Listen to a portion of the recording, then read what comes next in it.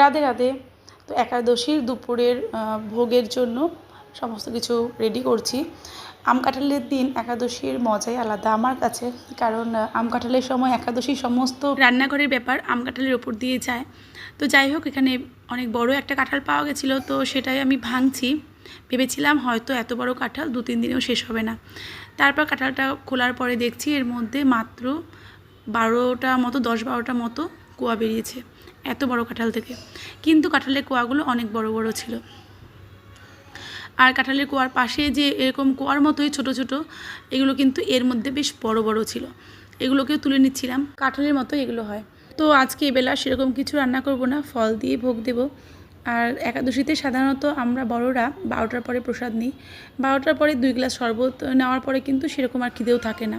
আর ইদানিং জগন্নাথও একাদশীতে একাদশী চিপস পকোড়া এসব বানিয়ে দেওয়ার জন্য বায়না করছে না। ও যে কোনো শরবত জাতীয় জিনিসটা বেশি পছন্দ করে, যেরকম আমের শরবত, ব্যানানা শেক, বেলের শরবত, লস্যি।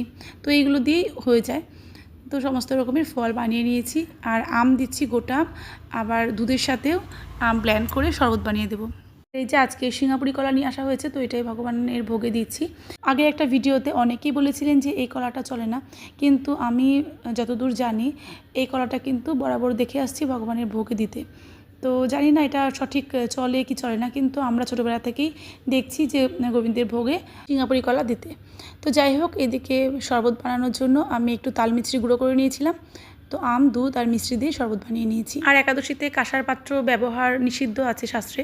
তো এটা কিন্তু কাঁসার গ্লাস না, কাঁসার মতো কোটিং করা, কিন্তু ভেতরটা স্টিলের।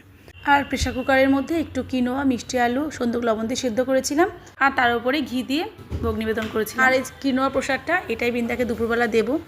তো ভোগ হয়ে গেছে, প্রসাদ দর্শন করে নিন, আর তার সাথে রাধা মাধবের ঝলক দর্শন। রাধে রাধে।